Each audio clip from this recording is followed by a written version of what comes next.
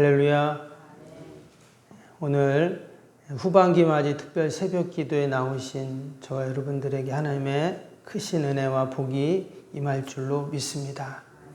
우리가 한 주 동안 함께 기도할 때 지난 6개월을 다시 한번 돌아보고 또 하나님 앞에 감사하는 시간, 또 남은 6개월을 소망하면서 또 하나님께 또 올려드리는 한 주간이 될 수 있기를 바랍니다.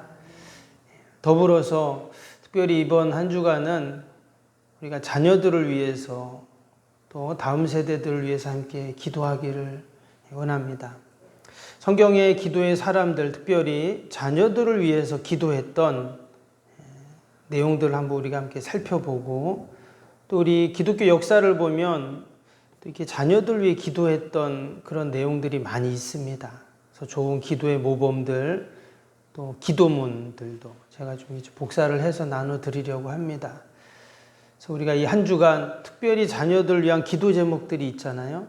우리가 늘 자녀들 위해 기도하지만 그래도 우리가 자녀 손들을 위한 기도 제목이 있어요. 그래서 그런 기도 제목이 있으면 우리가 또 같이 가지고 나오셔서 또 함께 기도하는, 또 자녀와 함께 또 오셔도 되고요. 그래서 함께 이번 한 주간은 집중적으로 우리가 자녀들을 위해, 다음 세대들을 위해서 기도하는 그러한 기도회가 될 수 있기를 바랍니다.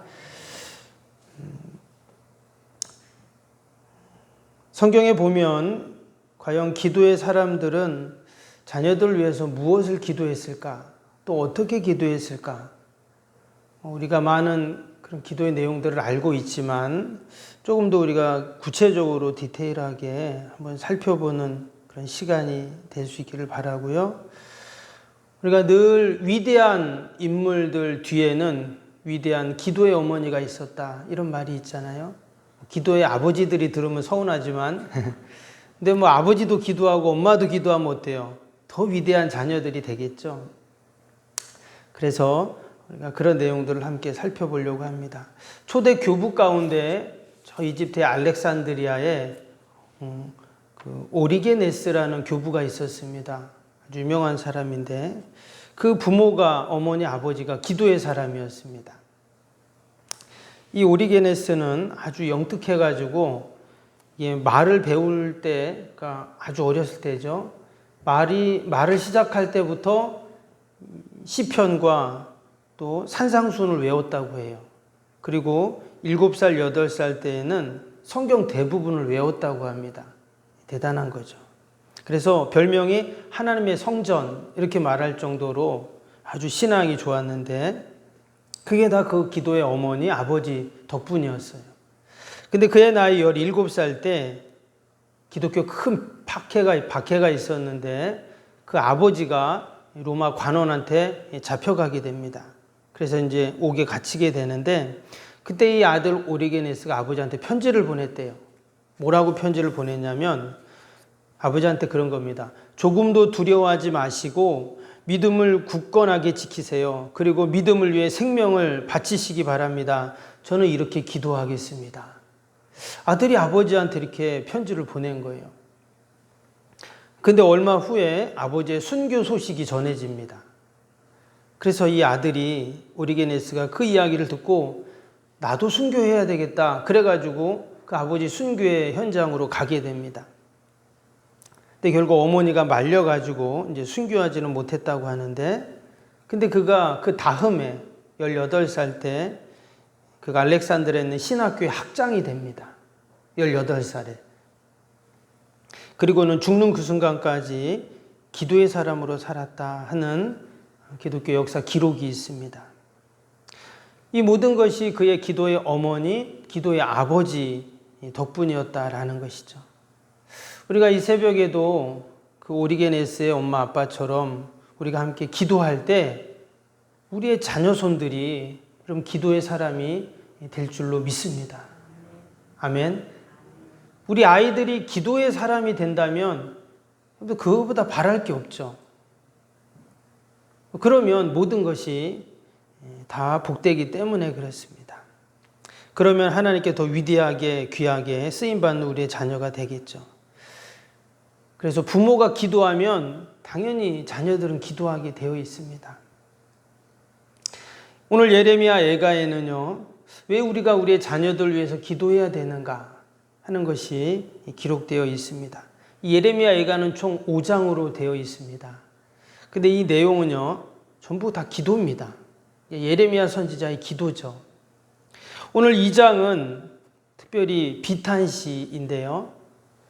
전체적인 내용은 그렇습니다. 황폐화된 예루살렘을 바라보면서 낙심하고 또 절망하는, 탄식하는, 슬퍼하는 그런 내용들로 기록이 되어 있습니다.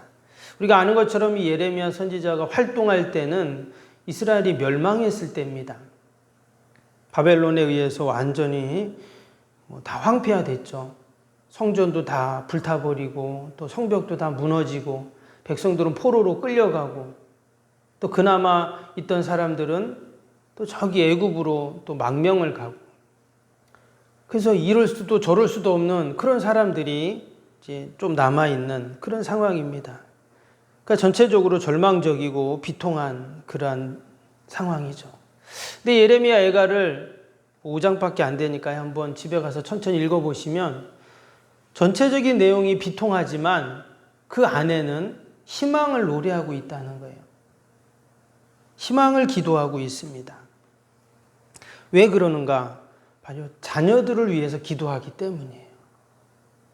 모든 상황은 다 무너지고 완전히 황폐화됐지만 그 현장에서 자녀들을 위해서 기도하니까 거기에 희망이 있다는 거예요.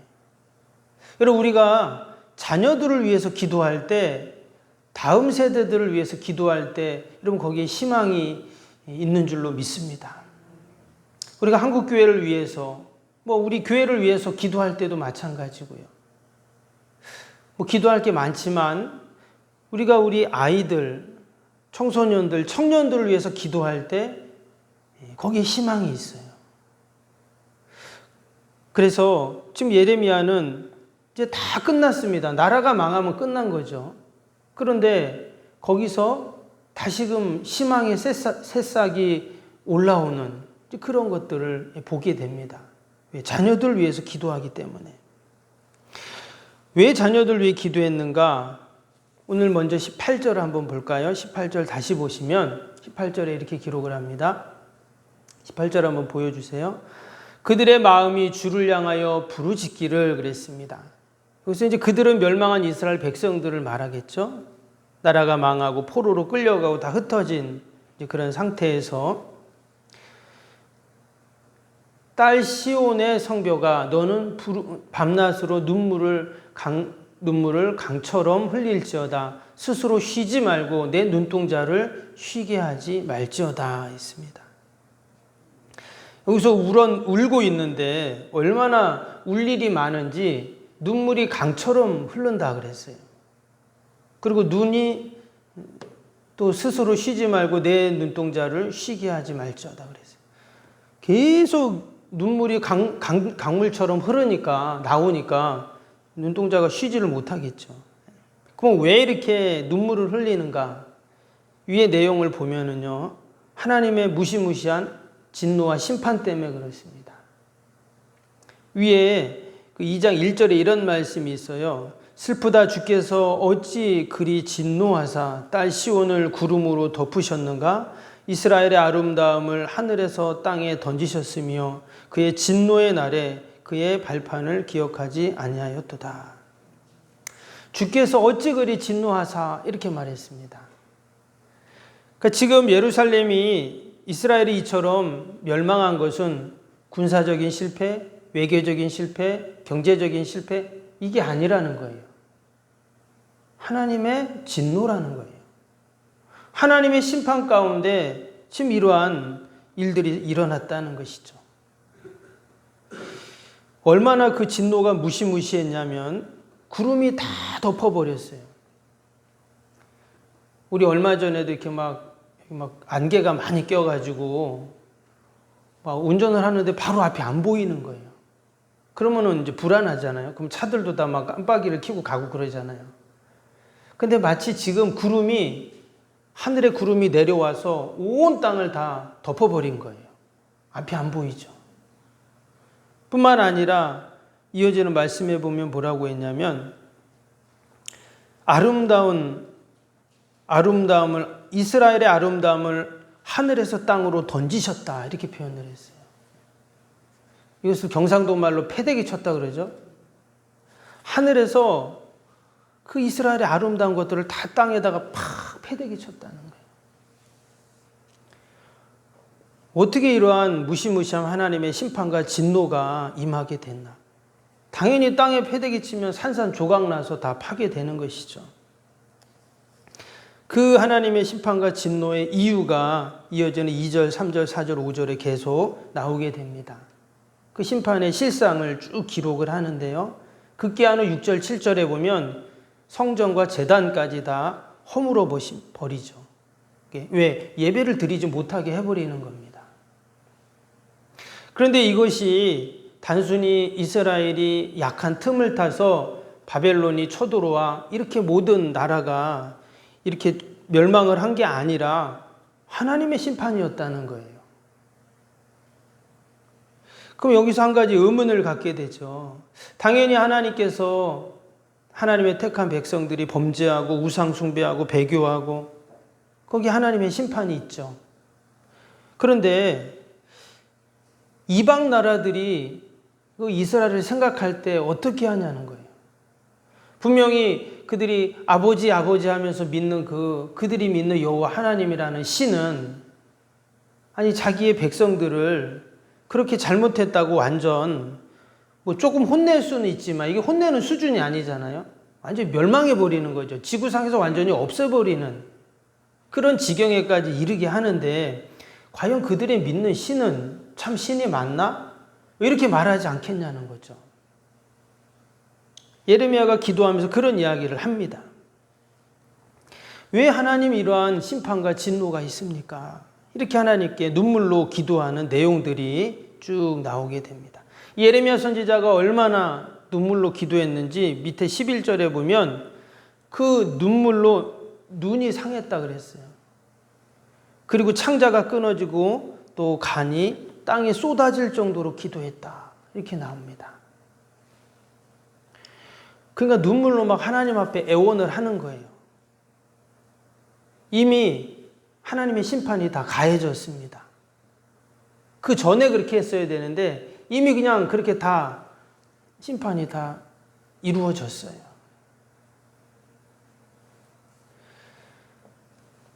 밑에 11절, 12절에도 보면 이런 말씀이 나와요. 딸 내 백성이 패망하여 어린 자녀와 젖먹는 아이들이 성읍 길거리에서 기절함이로다. 그들이 성읍 길거리에서 상한 자처럼 기절하여 그의 어머니들의 품에서 혼이 떠날 때에 어머니들에게 이르기를 곡식과 포도주가 어디 있느냐 하도다. 이 말은 뭐냐면 이제 나라가 망하니까 먹을 게 없는 거죠. 그래서 아이들이 특별히 어린 아이들, 젖먹이 아이들이 길거리에서 다 기절해 있는 거예요. 그러니까 먹지를 못해가지고 다 그냥 기절해 버렸어요. 또 엄마 품에 있는 아기들이 도대체 우리 먹을 것은 어디 있냐고 그렇게 엄마 품에서 아이들이 이야기를 합니다. 비참한 거죠. 그런 상황, 그런 지경까지 되었어요. 그래서 지금 선지자는 피를 토하면서 하나님께 기도하고 있는 겁니다. 그리고 또 백성들에게 우리 함께 기도하자고. 근데 이 아이들의 굶주림은요, 단순한 굶주림이 아니죠. 육적인 굶주림이 아니라 영적인 굶주림이에요. 말씀을 떠나고 하나님을 외면한 부모들 때문에 결국 이러한 지경까지 이르게 되고 아이들이 먹을 것이 없어서 배고파서 기절을 하는 육적인 그런 굶주림도 있지만 영적으로 공급받지 못한 그 모습을 지금 이야기를 하고 있습니다. 이러한 상황 가운데 지금 선지자가 지금 백성들을 향해서 함께 이렇게 선포하는 거죠. 오늘 19절 말씀에 초저녁에 일어나 부르짖을지어다 내 마음을 주의 얼굴 앞에 물쏟듯 할지어다 갓 길 어귀에서 주려 기진한 내 어린 자녀들의 생명을 위해 주를 향하여 손을 들지어다. 여기 보면 초저녁에 일어나 부르짖자 이랬잖아요. 왜 초저녁에 일어나 부르짖을까요? 이스라엘은 초저녁이 되면 이제 모든 것이 끝납니다. 우리도 저녁 때가 되면 이제 모든 것이 다 끝나잖아요. 그렇죠? 끝나서 이제 하루를 마감하고 이제 다 자야 되는데 그때 일어나서 하나님 앞에 기도하자는 거예요. 다 쉬고 이제는 다 끝나고 그때 다시 일어나자는 거예요. 근데 또 이 말씀 속에는 또 다른 의미가 있는데 그게 뭐냐면 또 이스라엘은 저녁 때부터 그 다음 날 저녁까지가 하루를 칩니다. 우리는 아침부터 하루를 치지만 이 사람들은 저녁부터 그 다음 날 저녁까지를 하루를 치거든요. 때문에 이 초저녁이라는 시간은 또 하루의 시작이에요. 그러니까 지금으로 치면 바로 이 시간이에요.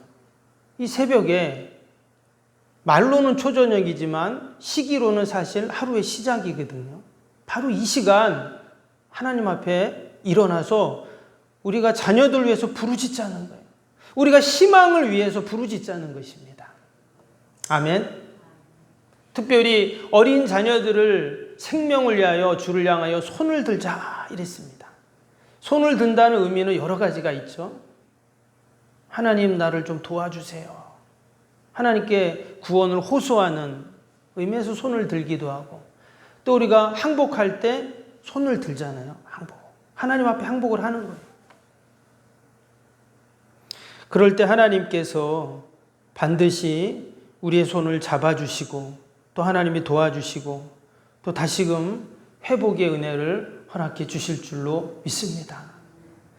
초저녁에 일어나 부르짖을지어다 외쳤던 그 선지자의 그 음성, 그 하나님의 마음을 우리가 다시 한번 생각하면서 우리가 우리 자녀들 위해서 하나님 앞에 손들고 하나님 도와달라고 우리가 함께 기도할 때 여러분 놀라운 하나님의 구원의 역사들이 우리 자녀들 가운데 또 우리 가정과 또 주님 교회와 이민족 가운데 이루어질 줄로 믿습니다.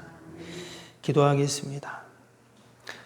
사랑과 은혜가 충만하신 하나님 아버지 감사합니다.